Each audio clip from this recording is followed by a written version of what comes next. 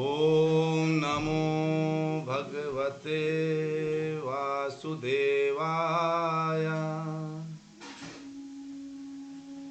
ओम नमो भगवते वासुदेवाय। ओम नमो भगवते वासुदेवाय। नारायणं नमस्कृत्य नरं चैव नरोत्तमं देवीं सरस्वती व्यासं ततो जयमुदीरयेत्। नष्टप्रायेषु अभद्रेषु नित्यं भागवत सेवया भगवती उत्तमा श्लोके भक्तिर्भवति नैष्टिकी। ॐ अज्ञानतिमिरान्धस्य ज्ञानाञ्जनशलाकया चक्षुरुन्मीलितं येन तस्मै श्रीगुरुवे नमः। श्रीचैतन्यमनोभीष्टं स्थापितं येन भूतले स्वयं रूपः कदा मह्यं ददाति स्वपदान्तिकं। वन्देऽहं श्रीगुरू श्रीयुतापदकमलं श्रीगुरून् वैष्णवांश्च श्रीरूपं साग्रजातं सहगण रघुनाथान्वितं तं सजीवं साद्वैतं सावधूतं परिजनसहितं कृष्ण चैतन्य देवं श्रीराधा कृष्ण पादान् सहगण ललिता श्री विशाखान्वितांश्च। हे कृष्ण करुणा सिंधु दीनबंधु जगतपते गोपेश गोपिका कांता राधा कांत नमोस्तुते। तप्त कांचन गौरांगी राधे वृंदावनेश्वरी वृषभानुसुते देवी प्रणमामि हरिप्रिये। वाञ्छाकल्पतरुभ्यश्च कृपा सिन्धुभ्य एव च पतितानां पावनेभ्यो वैष्णवेभ्यो नमो नमः। जय श्री कृष्ण चैतन्य प्रभो नित्यानंद श्री अद्वैत गदाधर श्रीवास आदि गौर भक्तवृंदा। हरे कृष्णा कृष्ण कृष्णा हरे हरे हरे राम राम राम हरे हरे। हरे कृष्णा कृष्ण कृष्णा हरे हरे हरे राम राम राम हरे हरे। हरे कृष्णा कृष्ण कृष्णा हरे हरे हरे राम राम राम हरे हरे। हरे कृष्णा। आप सभी प्यारे प्यारे भक्तों का नित्य भागवत कथा में बहुत बहुत स्वागत है। हम धीरे धीरे कहाँ की ओर बढ़ते चले जा रहे हैं, अपनी कथाओं की ओर। किस तरह से भागवतम के एक एक श्लोक को पढ़ पढ़ करके हमने स्कंद 2 के अध्याय 9 तक पूरा खत्म कर दिया है और आप लोगों ने बहुत ही गहराई से इसको समझा है, इसलिए आपको इस चीज के लिए बहुत बधाई हो। अभी आज भागवतम का 10वां स्कंद चल रहा है, 10वां चैप्टर चल रहा है सेकेंड कैंटो का, और उसमें हमारे बहुत सारे जो प्रश्न होते हैं ना सृष्टि से संबंधित, उन सारे प्रश्नों के हमें उत्तर मिलेंगे। ठीक है, तो एक एक प्रश्न का उत्तर ब्रह्मा जी ने नारद जी को बहुत ही अच्छे से बताया है, बहुत अच्छी तरह से समझाया है। हम उन उत्तरों को समझेंगे, और अगर हमसे कोई प्रश्न पूछता है सृष्टि के विषय में तो हम उनको भी बता सकते हैं। तो जो है कहते हैं भागवत सभी प्रश्नों का उत्तर। खोलिए स्कंद 2 अध्याय 10। श्री शुक उवाच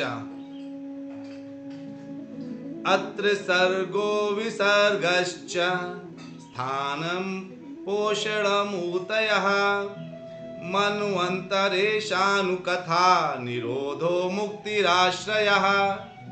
वाह, एक श्लोक में कितना ज्यादा इंफॉर्मेशन है। आप ये सोचिए शुक जी क्या कहते हैं, सुखदेव जी एक एक श्लोक को, एक एक भागवत कथा की यही बात है, एक एक शब्द का इस्तेमाल इतने अच्छे से किया गया है, उपयोग इतने अच्छे से किया गया है ताकि एक शब्द में बहुत ज्यादा चीजें समाहित हो जाएं। जैसे इसमें आपको ये बताया गया है श्रीमद् भागवत के जो 10 विभाग हैं वो पूरे 10 विभागों के बारे में बताया गया है। कहते हैं श्री सुखदेव गोस्वामी ने क्या कहा कि श्रीमद् भागवतम में 10 विभाग हैं। वो 10 विभाग कौन से हैं वो हम लोग अभी देखेंगे। पहला कौन सा है? ब्रह्मांड की उत्पत्ति, ये पहला विभाग है। यानी जो भागवतम में हमें ब्रह्मांड की उत्पत्ति कैसे हुई ये पता चलेगा। दूसरा उपसृष्टि, पहले ब्रह्मांड बना, ब्रह्मांड बनने के बाद क्या बना? जब पहले ब्रह्मांड बनाया गया, ब्रह्मांड बनने की क्या बात बना? ब्रह्मा जी की बारी आई, उन्होंने सृष्टि बनाया। ठीक है, तो उपसृष्टि बोलते हैं। यानी पहली सृष्टि किसी ने बना दिया, अब दूसरी सृष्टि पैदा कौन कर रहे हैं? ब्रह्मा जी बनाएंगे। फिर कहते हैं लोकांतर। तो मैंने पहले क्या था? ब्रह्मांड। ब्रह्मांड के अंदर कौन है? ब्रह्मा जी। ब्रह्मा जी ने क्या बनाया? उपसृष्टि। अब जब उपसृष्टि ब्रह्मा जी ने बनाया तो उस उपसृष्टि के पश्चात उपसृष्टि जब हो गई तो उपसृष्टि के बाद क्या है? लोकांतर। यानी उनके एक दिन में क्या हो रहे हैं? लोक मनवंतर हो रहे हैं। पहले लोकांतर हो रहे हैं, फिर मनवंतर हो रहे हैं। और फिर भगवान किस तरह से पोषित करते हैं ये पता चला, भगवान द्वारा पोषण। और सृष्टि प्रेरणा, जो सृष्टि प्रेरणा है वो क्या है ना, कि सृष्टि यानी कैसे सृष्टि को कैसे कैसे बनाना चाहिए ब्रह्मा जी को पता चलेगा। मनुओं के परिवर्तन, तो मैंने अभी जैसे बताया पहले लोकांतर हुआ, अब मनवंतर होगा, है ना। और फिर क्या है? ईश्वर ज्ञान, यानी भगवान के विषय में ज्ञान। ईश्वर के विषय में कौन है? भगवान। फिर जब भगवान के विषय में ज्ञान हो जाएगा तो हम अपने घर को चले जाएंगे। और हमारा घर कौन सा है? असली वाला घर गोलोक धाम, जहां से आए हैं, बैक टू गॉड हेड, यानी भगवान के धाम। यानी भगवान का घर मतलब हमारा घर है ना। तो जो है भगवान घर मतलब हमारा घर। तो क्या हुआ? और फिर उसके बाद क्या है? जब भगवान का धाम मिलता है तो क्या मिलता है? मुक्ति मिलता है और फिर भगवान का आश्रय मिलता है। इतनी सब चीजें जो है हमें प्राप्त होती हैं। तो इन सब चीजों को देखिए, इसमें सुखदेव गोस्वामी जी ने पहले श्लोक में 10 विभाग जो भागवतम के हैं वो पूरे पूरे बता दिए। तो आप लोगों को बड़ी प्रसन्नता होगी ये जान करके कि ये विभाग केवल और केवल भागवतम में अगर आप सुनते रहेंगे लगातार तो आपको सब पता चल जाएगा। यानी सोचिए, अभी हम केवल क्या जानते हैं? अरे ये मेरा घर है, ये मेरा देश है, ये मेरा राज्य है, ये मेरा ऑफिस है, ये मेरे बीवी बच्चे हैं। इससे ज्यादा हमारा भी स्कोप बाहर नहीं है, इससे ज्यादा हम कुछ जानते नहीं है।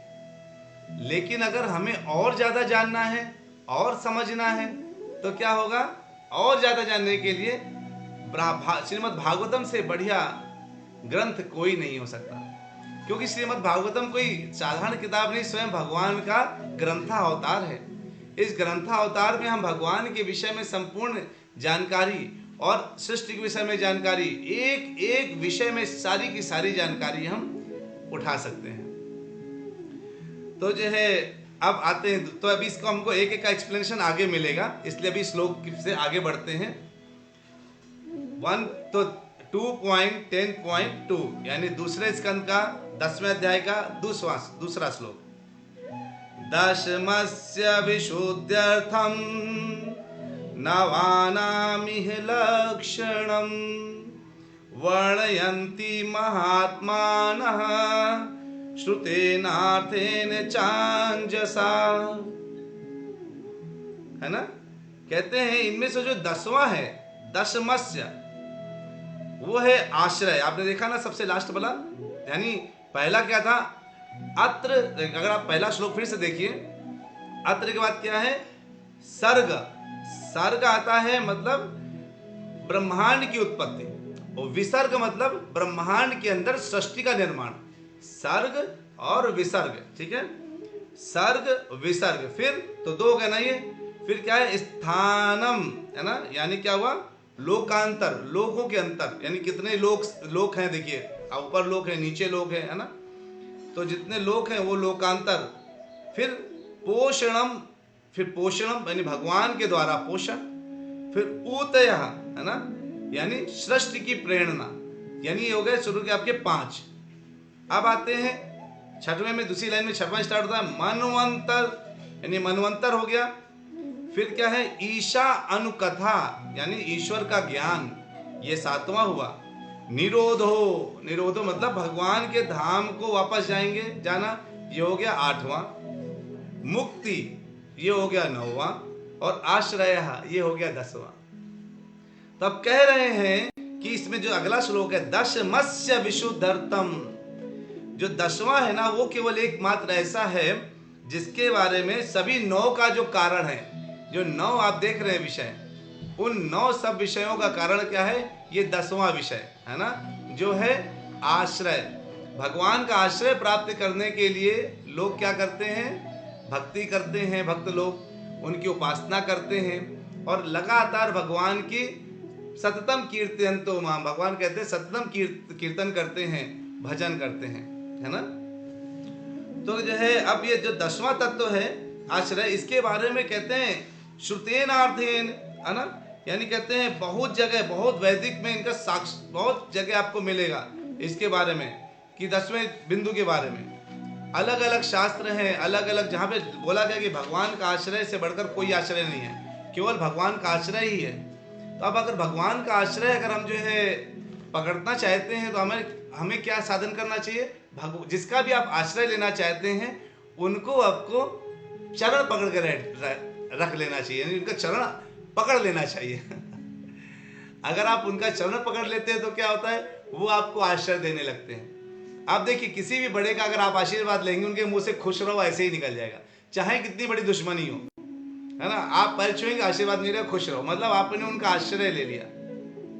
वैसे ही भगवान के आश्रय के बारे में बताते हैं कि इनकी जो दिव्यता है, अन्यों पृथक, यानी अन्यों से पृथक करने के लिए उन सब का वर्णन कभी कभी वैदिक साक्ष्य से, जैसे कभी कभी आपका प्रत्यक्ष व्याख्या से, यानी कभी महापुरुषों द्वारा बताई गई चीजों से, इनसे हमें पता चलता है। तो अभी हमको क्या पता चला कि 10 थे, जो श्रीमद् भागवतम के 10 विभाग हैं। मैं क्यों रिपीट कर रहा हूं? क्योंकि बहुत महत्वपूर्ण है। एक भी चीज अगर दिमाग से मिस हो गई तो मिस हो जाएगा, ठीक है। तो जो है क्या स्थिति है?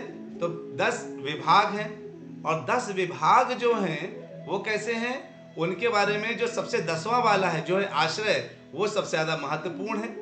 अब वो जो 10वां वाला सबसे ज्यादा महत्वपूर्ण आश्रय है, वो क्या है, उसके बारे में कई शास्त्रों में भी बताया जाता है, और हमारे जो कौन है, जो आचार्य हैं, जो महापुरुष लोग हैं, है ना, वो हमको इसके बारे में बताते हैं, आश्रय के बारे में, कि भगवान का आश्रय गो बैक टू गॉड है ना। तो जो है अगर हम भगवान के धाम जाना चाहते हैं तो हमको इन कम से कम विषयों के बारे में जानना चाहिए। आप सोचिए, जिससे अगर आपको मान लीजिए आपका ट्रांसफर लखनऊ हो जाए, कानपुर हो जाए, बेंगलोर हो जाए, अमेरिका हो जाए, या जिस जगह पे हो जाएगा, तो क्या होगा, आप उस जगह को सबसे पहले जानने का पूरा प्रयास करेंगे, है ना।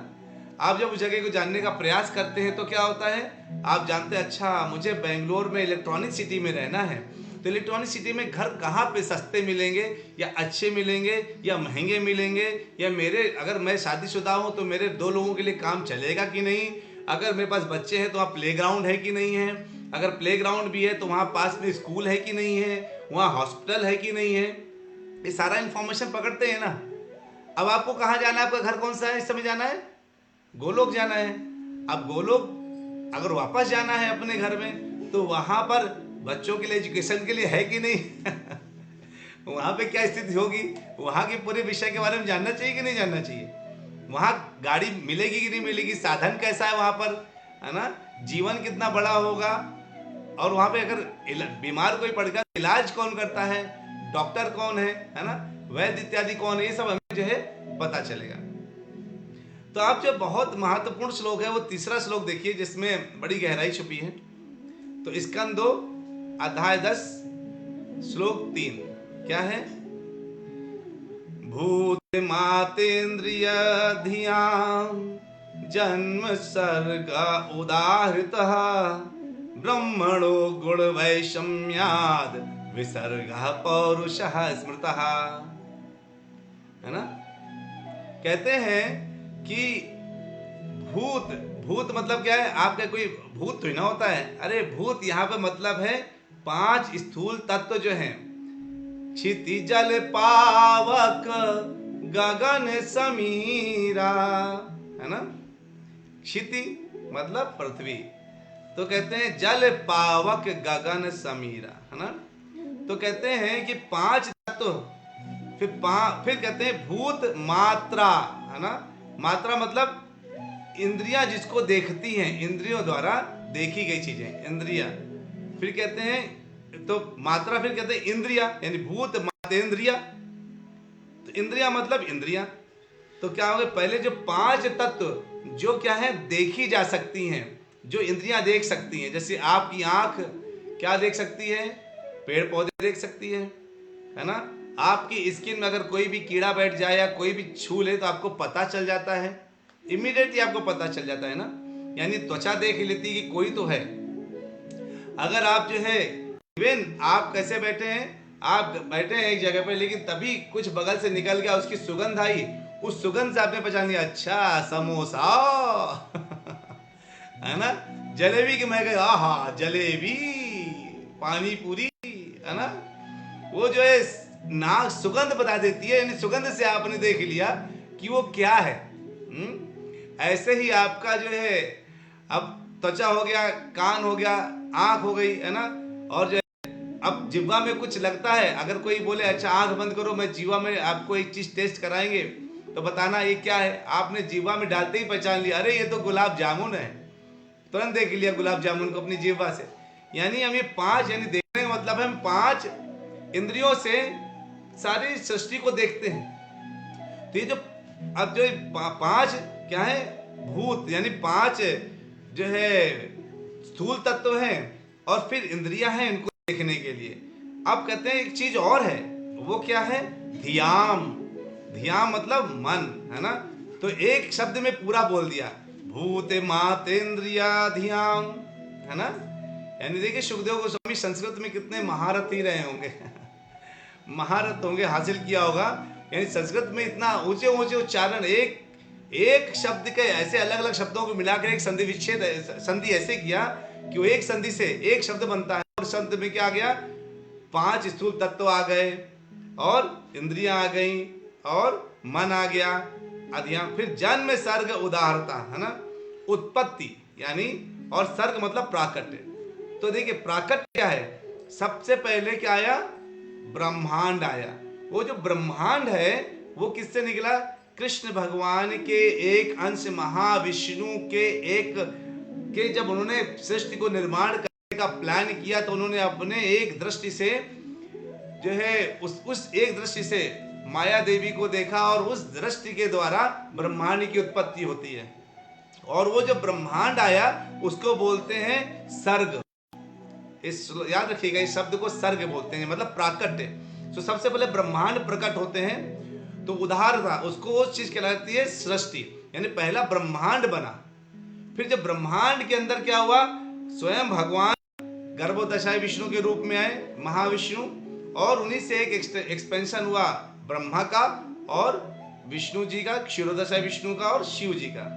जब वो एक्सपेंशन हुए, है ना, तो ब्रह्मांड के अंदर, तो अब जो ब्रह्मा जी के पास क्या क्या चीजें हैं, उनके पास क्या है, ध्वनि है।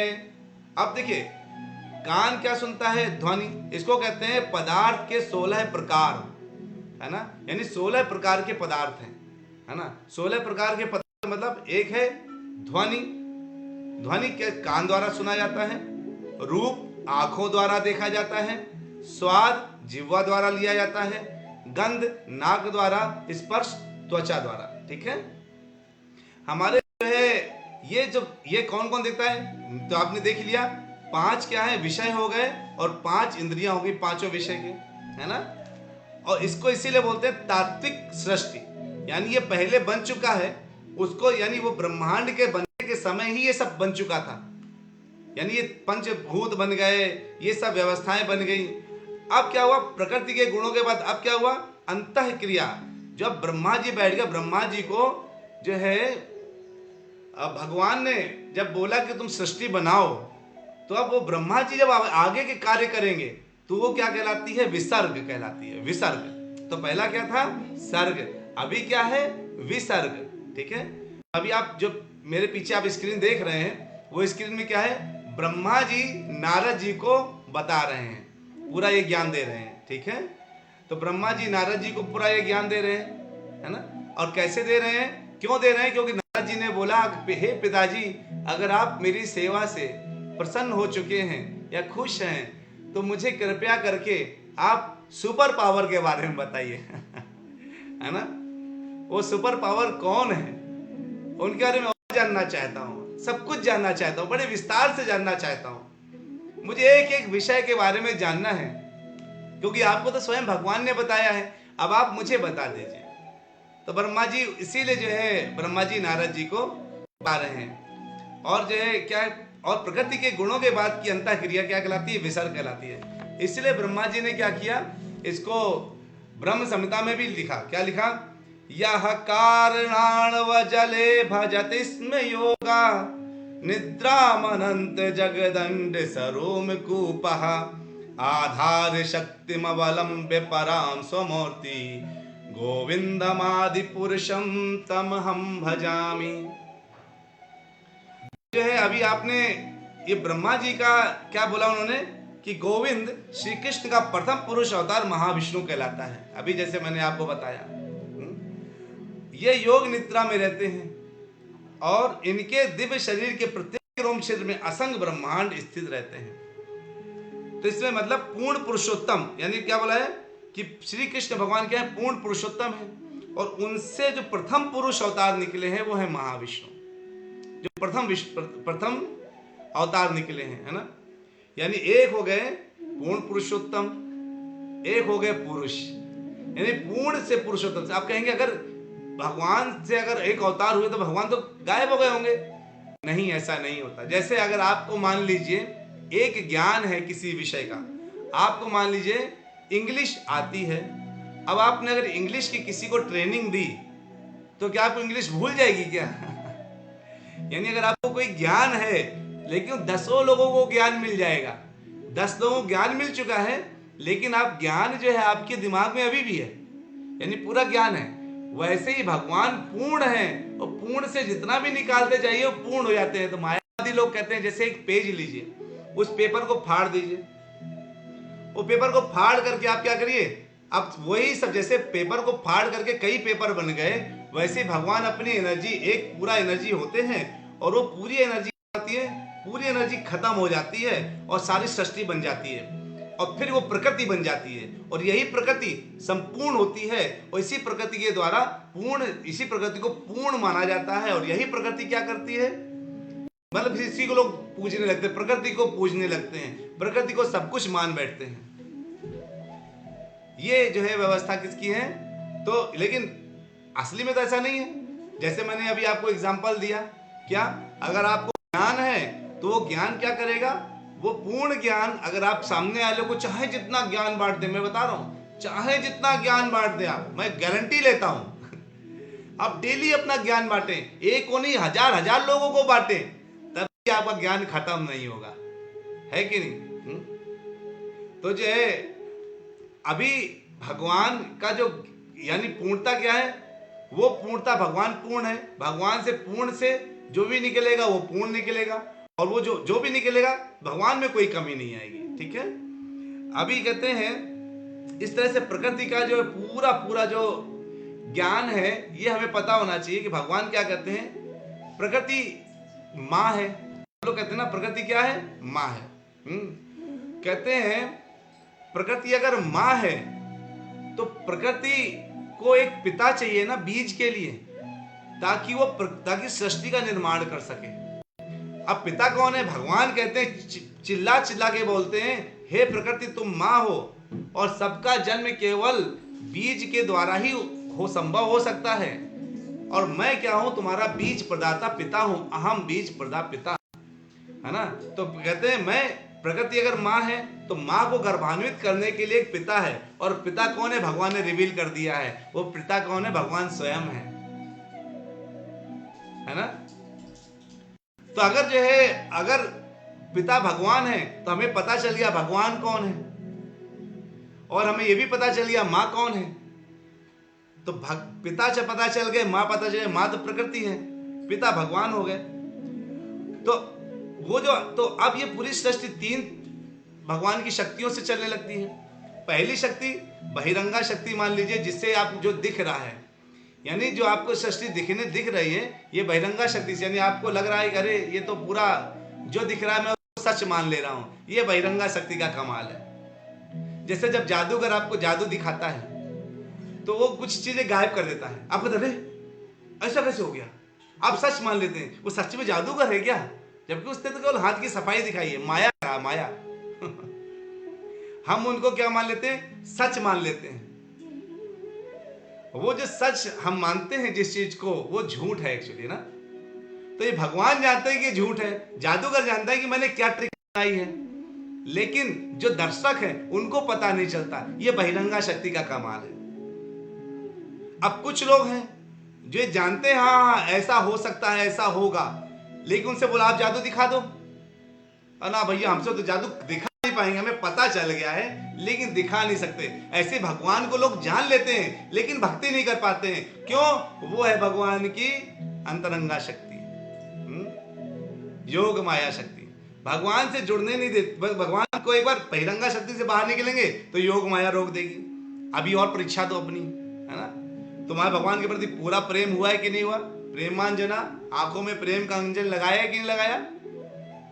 अगर पूर्ण रूप से प्रेम है भगवान के प्रति, हाँ, तब योग माया क्या करेंगी, आपको अपने आप को भगवान को फिर दरवाजा पर्दा खोलेंगी। ये है भगवान आपके। तो जो है अब ये भगवान है। तो श्री दामोदर प्रभु पूछ रहे हैं कि why did Krishna create the material world. प्रभु जी अभी हम लोग इस चैप्टर में जरूर सुनेंगे इस कथा भी है, क्योंकि अभी मैं बता दूंगा तो आगे की बात रिवील हो जाएगी। इसमें आगे आने वाला है कि भगवान बहुत अच्छे से आने वाला है, इसलिए बस थोड़ा पेशेंस है ना। और इसको मैं थोड़ा बताने से अच्छा मैं ज्यादा बताऊं आप लोगों को। क्योंकि ये इसमें यही लिखा भागवत सभी प्रश्नों का उत्तर है। इस चैप्टर का यही नाम ही है, तो इस प्रश्न का उत्तर इसमें लिखा हुआ है ना। तो भगवान जो है, तो अब तीसरा क्या है, तटस्था शक्ति। तटस्था शक्ति कौन? स्वयं जो दर्शक है, जो इस चीज को महसूस कर रहा है लगातार, यानी वो समझ भी रहा है। और भगवान की जो शक्तियां होती है जब भगवान के लिए कार्य करती हैं तो भगवान उनके ऊपर उपकार करते हैं, है ना। अगर आप भगवान के लिए कार्य करेंगे तो भगवान आपके लिए के ऊपर उपकार करेंगे। उप मतलब समीप आकर के आपके लिए सब व्यवस्था करेंगे। हम सोचते हैं कि हम महान हैं, लेकिन एक्चुअली में महान कौन है? भगवान है ना। हम क्या है? उनके एक अंश हैं। हमारे बस का कुछ भी नहीं है। प्रभु जी, माता जी, ये सच विषय है कि हमारे बस का कुछ नहीं है। हमको ये लगता है कि हम कर रहे हैं, लेकिन हम प्रकृति के बंधनों से बहुत भयंकर तरीके से जकड़े हुए हैं, फंसे हुए हैं। तो जो है, जो आपको जो आदि सृष्टि है वो क्या है? प्रत्यक्ष पूर्ण पुरुषोत्तम भगवान के द्वारा बनाई गई है। और बाकी जो उप सृष्टि है वो ब्रह्मा जी अपना कार्य फिर ब्रह्मांड के अंदर करते हैं। अंदर समझिएगा, वो भी सृष्टि है, ये भी सृष्टि है। अब ये जो मटेरियल वर्ल्ड आपको दिख रहा है, ये ब्रह्मा जी जब इस ब्रह्मांड के अंदर आते हैं तो पूरा, अब जैसे मान लीजिए किसी को आप आलू दे दें, बैगन दे दें, टमाटर दे दें, पनीर का बना सब दे दें, सब कुछ व्यवस्था दे दें। अब मुझे पता नहीं कि सबके मिक्स करने से क्या बनेगा, बैगन में पनीर मिलाने से कौन सा वेजिटेबल बनेगा, ये तो माताएं जानती हैं। और कृपया करके अगर कुछ बनता हो तो बता दीजिएगा। तो जो है, अगर सब व्यवस्था मिल जाए आपको और उस वक्त आपको फिर रेसिपी भी लिख के दे दी जाए, देखो पहले 5 मिनट कढ़ाई को गैस में चढ़ा दें, हाँ आगनी भी लगा दें उसमें फिर जो है उसमें आप तेज रखे, धीमा रखे, उसमें आप थोड़ा सा तेल डाल दीजिए। तेल कहाँ से आया? प्रकृति से आया है। फिर आप उसमें आलू काट के डाल दें, फिर उसमें आप पनीर डाल दें। ऐसे करके कुछ एक रेसिपी पूरी लिखी हुई है। फिर जो उसे मसाले डाल दें, जो भी आता हो, जो भी प्रोसेस हो सब्जी बनाने का, वो पूरा आपने सब डाल दिया।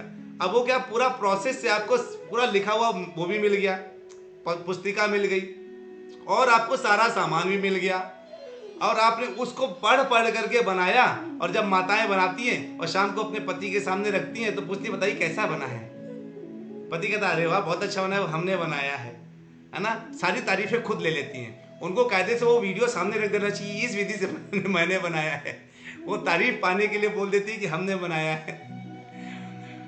तो कहने का मतलब है, वही अगर काम ब्रह्मा जी करें, ब्रह्मा जी की उन्होंने को क्या मिला? ब्रह्मांड में क्या मिल गया? सारे पंच तत्व, कहते हैं पंच तत्व से बना शरीर आते हैं। केवल हमारा शरीर नहीं, सारे जीव जंतुओं का शरीर पंच तत्वों से बना है। कहते हैं अग्नि तत्व अग्नि में चला जाता है, वायु तत्व वायु में चला जाता है, आकाश तत्व आकाश में चला जाता है, सारे तत्व उसमें चले जाते हैं। मृत्यु के पश्चात जब ये जो शरीर को जला दे, दफना दे, कीड़ों को खिला दे, जो भी कर दे, ये तत्व अपने अपने खींच लेते हैं, है ना। तो सारे तत्व उसमें मिल जाते हैं। जल तत्व जल में चला जाता है, सारे तत्व खत्म हो जाते हैं और क्या बचता, दिखता कुछ भी नहीं है ना। तो जो है ये पूरा कुछ भी अगर नजर नहीं आए, कुछ भी अगर समझ में नहीं आता, तो मतलब क्या है, वो सब कुछ मिल गया है। और जब सारे तत्व सब में मिल चुके हैं तो क्या बचा फिर अपने पास, केवल एक चीज कि ये समझने के, अरे यानी ये शरीर तो पंच तत्व से मिलकर बना था, सब खत्म हो गया। और ये सृष्टि ब्रह्मा जी को दी गई, सब कुछ पंच तत्व पंचभूत सब कुछ मिल गया उनको, सारे जो है महातत्व मिल गए, आइडियाज मिल गए और पूरा सब कुछ पता चल गया। सृष्टि में क्या कैसे बनाना है ये भी पता चल गया, कौन से जीव का क्या कर्म था ये भी बता दिया गया है, उसी के अनुसार उसको जन्म देना है। जब सारी इंफॉर्मेशन ब्रह्मा जी के पास आ गई और बुद्धि भी दे दी गई कि कैसे बनाना है, बाद में ब्रह्मा जी कहे मैं भगवान हूं, तो आप बताइए ब्रह्मा जी को क्या बोलेंगे। इसीलिए ब्रह्मा जी को जब नारद जी ने पूछा कि क्या आप भगवान हैं, क्योंकि मुझे तो आपके ऊपर कोई नजर नहीं आता, कोई ब्रह्मांड के अंदर तो मैं आपको ही सब कुछ देखता हूं। तो कहते नहीं नहीं, ये तो ब्रह्मांड बहुत छोटा हिस्सा है, ऐसे हजारों लाखों करोड़ों ब्रह्मांड है जो भगवान के रोम छिद्रों से बाहर आते हैं और वो परम पुरुष भगवान है। तो जो है कहते हैं, माता दास प्रभु कहते हैं हमारे सभी संबंध श्री कृष्ण के साथ हमारे संबंध के विकृत रूप हैं। हम सभी जीवों का आपस में क्या संबंध है, आध्यात्मिक जगत में एक ही संबंध है, सब भगवान के भक्त हैं। मैं आपको बोलता हूं प्रभु जी, आप मुझे बोलते हैं प्रभु जी, क्या संबंध है, प्रभु प्रभु का संबंध है। मतलब मेरे हृदय में भगवान बैठे हैं तो आप मुझे प्रभु जी बोल रहे हैं, आपके हृदय में आपको नहीं देख रहा हूं, शरीर को नहीं देख रहा, मैं आपके हृदय के भगवान कृष्ण को देख करके प्रभु बोल रहा हूं। और किसी को प्रभु बोलो सीना तोड़ूंगा, देखो मैं तो कितना महान आदमी बन गया, इन्होंने मुझे प्रभु बोल दिया। अरे प्रभु का मतलब आपको नहीं बोला है, आपके हृदय में जो बैठे हैं यही संबंध है। वहां सबके अंदर वहां पर भक्ति का संबंध है, लोग आनंद लेते हैं भगवान की भक्ति कर करके। तो जो है पुनीति माता जी कहती है, बट प्रभु जी खाना बनाने में चाहे सीख के बनाए, बट कला एंड क्रिएटिव तो खुद की होती है। हाँ माता जी, खुद क्या है, भगवान के द्वारा दिया गया बुद्धि है, भगवान के द्वारा दिया गया प्रकृति का सामान है, भगवान के द्वारा दिया गया आपके पास किचन है, भगवान के द्वारा दी गई उष्मा है, भगवान के द्वारा दिया गया हाथ है, और सब कुछ भगवान के द्वारा दिया। तो खुद कौन है? ये खुद भी भगवान कहते हैं ममय वांशो जीव लोग, कहते हैं ना ममय वांशो, मेरे ही अंश हो, है ना। जब राधा रानी को गुमान हो गया अपने ऊपर, तो भगवान कहते हैं कि तुम्हें गुमा है जो अपने ऊपर, बसे हैं तुम्हें गुमान बनकर। अरे आपको इतना गुमा है अपने ऊपर, तो तुम पर मैं गुमान बनकर ही बसा हूं। कभी पूरा सुनाएंगे आपको, अभी केवल लास्ट की 2 लाइन सुन लीजिए। कहते हैं कृष्ण भगवान, तुम्हें गुमा है जो अपने ऊपर, बसे हैं तुम में गुमान बनकर। तो भगवान जो है सबके हृदय में गुमान बनकर ही बैठे हुए हैं। अगर आपको लगता है मैंने बनाया है, मैंने किया है, तो ये जो है भगवान जो है कहते हैं अरे तुम्हारा ये गुमान भी मैं ही हूं। है कि नहीं। चलिए बहुत आनंद आया आज की कथा करके। आज हम लोग 3 श्लोक लिए और हम लोग फिर से करेंगे, धीरे से अपनी ऐसी कथाओं को आगे बढ़ाते जाएंगे और आप लोग आनंदित होते रहिए, है ना, ऐसी कथाओं को सुन सुन करके, और जो है नियमित कथाओं को ज्वाइन करिए। चलिए मिलते हैं छोटे से ब्रेक के बाद फिर से संडे मॉर्निंग 10 से 11 भगवत गीता क्लास में नहीं मिल पाएंगे इस बार। हम लोगों को जो है मुझे कुछ सुबह मंदिर जाना है, इसलिए केवल शाम को मिलेंगे। तो अगर शाम को जो लोगों का ज्वाइन करना चाहे आराम से कर लीजिए शाम को इवनिंग में, क्योंकि परसों यानी नेक्स्ट संडे से हम केवल इवनिंग बैच रखेंगे या तो मॉर्निंग बैच रखेंगे। भगवत गीता का आपको बता दिया जाएगा, ठीक है। तो संडे को इस बार भगवत गीता की क्लास नहीं है, केवल शाम को एक क्लास होगी 7 से 8 भगवत गीता क्लास, ठीक है। जितना हमने पढ़ा था उसका समरी फॉर्म समझ लीजिए, इस संडे की शाम को होगा। आज तक हमने जितना पढ़ा है सबको समराइज किया जाएगा और बताया जाएगा शाम को 7 से 8, ठीक है। वांछा कल्पतरुभ्यश्च कृपा सिंधुभ्य एव च पतितानां पावनेभ्यो वैष्णवेभ्यो नमो नमः। ठीक है चेतना प्रभु जी, हम लोग मॉर्निंग देखेंगे, चिंता ना करिए। अभी सबका सबका समय बिल्कुल सेट हो जाएगा, भगवान सबका समय सेट करेंगे, ऐसे ही टाइम रखेंगे हम लोग। हरे कृष्णा कृष्ण कृष्णा हरे हरे, हरे रामा राम रामा हरे हरे। हरि बोल। हरे कृष्णा।